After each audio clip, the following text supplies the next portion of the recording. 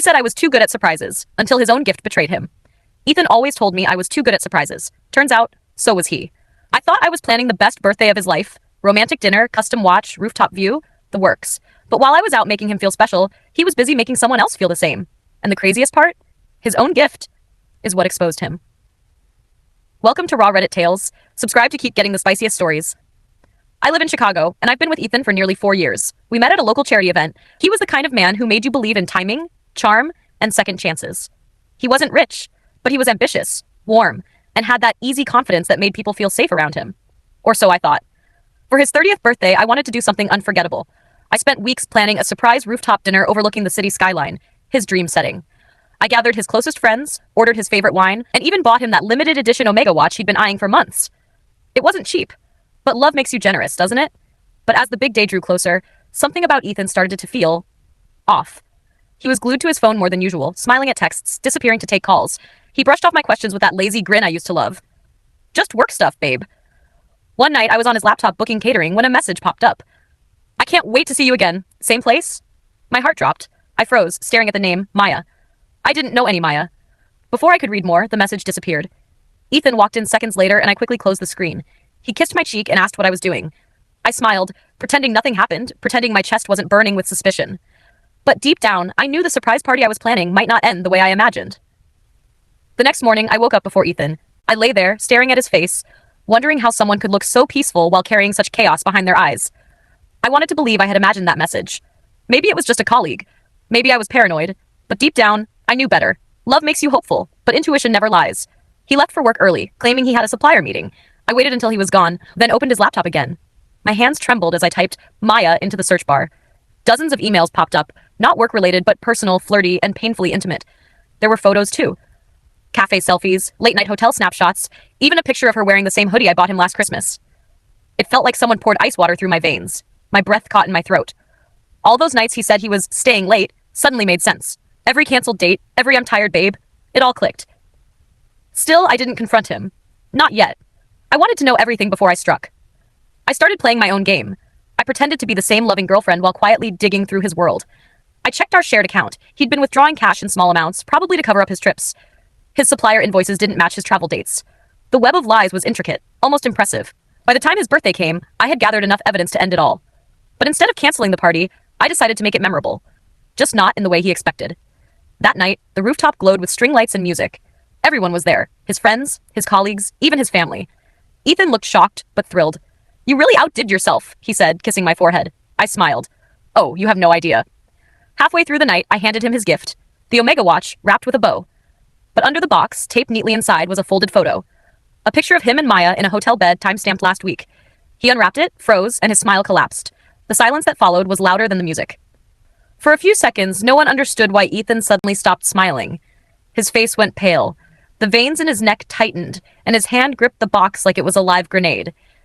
Then his eyes flicked up to mine, searching, pleading, maybe even begging me not to say anything. But I didn't flinch.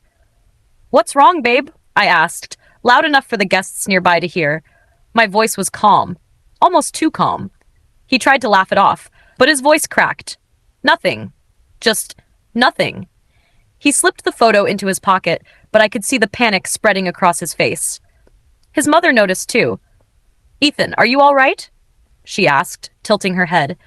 The room fell uncomfortably quiet, the kind of silence that makes you aware of every breath. Then I said it, casually, with a smile that didn't reach my eyes. Maybe he's just surprised to see his hotel room in Hamburg again. Every eye turned toward us. His best friend, his manager, even the bartender froze mid-pour. Ethan shot me a sharp look, muttering, "Not here, Lily." But I wasn't done. I reached for the mic on the table and said, "You're right, Ethan. Let's not talk about Hamburg. Let's talk about Maya." A collective gasp rippled through the rooftop. The music stopped. The projector that was supposed to display a slideshow of our memories was still running. Only now it showed the photo I'd secretly synced from my phone. Him and Maya, tangled in hotel sheets, timestamp visible in the corner. He lunged toward me, whispering, "What the hell are you doing?" But I stepped back. "You wanted surprises," I said softly, "so I gave you one." His sister dragged his mother away as whispers filled the air. Ethan's friends avoided his eyes. He stormed out before anyone could say a word, leaving his fancy watch and shattered reputation behind. I stood there, my hands trembling, the adrenaline wearing off. I wanted to feel powerful, but instead I felt hollow. The man I built my life around was gone, not just physically, but in every way that mattered. The next day I woke up to my phone buzzing. It wasn't Ethan. It was her. The message was short, almost mocking. Open quote, "You didn't have to humiliate him like that. You could have just left." Close quote. I stared at the screen, heart pounding, fingers shaking. The audacity. She was lecturing me after sleeping with my boyfriend and parading him around like some prize? I wanted to scream, but I didn't reply. Instead, I let silence sting her more than any word could. By afternoon, Ethan started calling. 5 missed calls, then 10. Then a voice note, open quote. "Lily, please, can we talk? I made a mistake, okay? Don't ruin my life over one mistake." Close quote. I played that line over and over, one mistake, as if months of deceit, hotel rooms, and emotional betrayal could be summarized like forgetting an anniversary. He didn't care about the pain. He cared about the embarrassment, the exposure. By evening, the gossip had spread across his entire office circle. His perfect boyfriend image crumbled overnight. Friends texted me saying they had no idea. Even his mother sent a short message. Open quote. "I don't know what to say, but I'm sorry for what my son did." Close quote. That one hit harder than I expected. It made everything real. I thought maybe now, after everything, he'd stay away. But Ethan showed up at my apartment 3 days later, unannounced, disheveled, reeking of whiskey and regret. He knocked until my neighbor threatened to call the police. When I finally opened the door, he looked broken. "You ruined me," he said quietly, eyes red. "No, Ethan," I replied, voice calm. "You ruined us." He dropped to his knees, begging me to listen. Said he'd cut things off with Maya, that he'd been confused and lonely. Typical script. But then he said something that caught me off guard. "She told me you were going to leave me first. She said she saw your messages with some guy at your office." My mind froze. "What?" "She showed me screenshots," he said, voice shaking.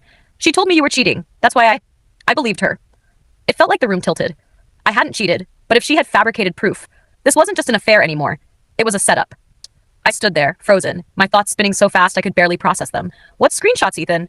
What messages? My voice cracked, part disbelief, part fury. He looked desperate, fumbling through his jacket pocket like a man trying to justify his guilt.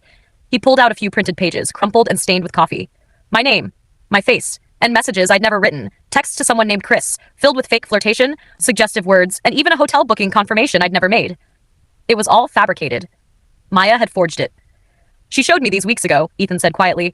"I confronted her about the affair rumors, and she told me you were seeing someone else. I didn't believe her at first, but then she showed me these." I laughed, but it wasn't amusement, it was disbelief twisted with heartbreak. "So you believed her, the woman you were sleeping with, over me?" He didn't answer. His silence was confession enough. I sank into the couch, tears burning behind my eyes. I had spent years building him up, sacrificing my job, my savings, my peace, and he destroyed it all because another woman planted a seed of doubt. Maya hadn't just taken my boyfriend, she'd taken my reputation, my trust, and twisted it into something unrecognizable. "Do you realize what you did?" I whispered. "You didn't just cheat. You punished me for something I didn't even do." Ethan sat on the floor, head in his hands. "I thought I was getting ahead of heartbreak," he muttered. "She said you'd leave me soon, and I panicked." I looked at him and realized he wasn't the man I'd fallen in love with. That man was gone, buried under insecurity and manipulation. That night, after he left, I couldn't sleep. My mind replayed every red flag I'd ignored, every business trip, every secretive smile, every time he'd accused me of being distant. He'd been projecting his own guilt all along. By morning, I made a decision. If Maya wanted war, she was going to get one. But I wouldn't fight her with anger. I'd fight with proof. And I knew exactly where to start looking. I started by going through Ethan's old emails. The ones he'd forgotten were synced to our shared tablet. Buried between invoices and supply orders were receipts, hotel bookings, expensive dinners, and one flight ticket to Lisbon. But what stood out most was a chain of emails from Maya's account. She wasn't just his side piece. She was his new business partner. She'd used his guilt to get inside the business. The second cafe he was planning? Her name was on the investor documents. My stomach churned. She wasn't just after him emotionally. She was after his money. Our money. I printed everything and took it to my lawyer, a woman named Claudia who didn't mince words. After looking through the emails, she said flatly, "She manipulated both of you. But you have leverage, especially if you can prove your financial contributions." That was the key. My lawyer explained that since I'd funded part of his business, I could claim partial ownership. And if I could prove Maya's fraudulent involvement, I could do even more damage, legally and financially. For the next week, I played my cards carefully. Ethan still texted occasionally, apologizing, begging to make things right. I pretended to be open to reconciliation, but only so I could get closer to his laptop again. I told him I wanted to talk about closure, and he agreed to meet at the cafe. When I walked in, he looked tired, like guilt had eaten him alive. "You look good," he said softly, almost nostalgic. I smiled. "You always liked when I dressed up for you." He didn't realize that while he talked, I'd slipped a flash drive into his laptop. Claudia had taught me how to extract his recent files. Within seconds, I had copies of his business plans, contracts, and messages with Maya, including one that said, "Once the second cafe opens, I'll get rid of her for good." He'd written that about me. When I got home, I opened the files and read every word. Maya wasn't just planning to take over the business, she was planning to leave Ethan too, once she had full control. The irony was almost poetic. By the time I pieced everything together, the rage had turned into something colder: clarity. I didn't need revenge that screamed. I wanted the kind that whispered and left echoes. I met with Claudia again and laid everything out: the financial proof, the affair, the fraud, the emails. Her smile was small but deadly. "We'll handle this quietly," she said. A week later, Ethan got a call from his bank. His accounts were frozen pending investigation into financial misconduct tied to falsified partnership documents signed by Maya. She had listed herself as co-owner using my contributions as leverage. That was the nail in their coffin. The next day, Maya vanished from social media. Her name disappeared from the cafe's website. Ethan showed up at my apartment again, this time pale and shaking. "They're freezing everything, Lily. She's gone." She drained what was left in the Hamburg account. For the first time in months, I felt nothing but calm. "Now you know what it feels like," I said quietly. He looked broken, sitting on my doorstep like a ghost of the man I once knew. "I thought she loved me," he whispered. I tilted my head, studying him. "I thought you loved me." I closed the door before he could say another word. That was the last time I saw Ethan. Months later, I rebuilt my life from the ground up. Claudia helped me secure partial ownership of the original cafe. I rebranded it, changed the logo, changed the menu, even changed the name. I called it Second Brew because that's what it felt like, my second chance. Sometimes customers still mention Ethan, asking if he'll ever return. I just smile and say, some things are better left unserved. But at night, when I lock up and walk home through the quiet streets of Berlin, I sometimes wonder, what if I hadn't found those emails? What if I'd never looked at his laptop? Would I still be building a dream for a man who was planning to erase me from it? What do you think? Do cheaters ever really regret losing the person who built them? The end. Please like and subscribe for more interesting stories like this.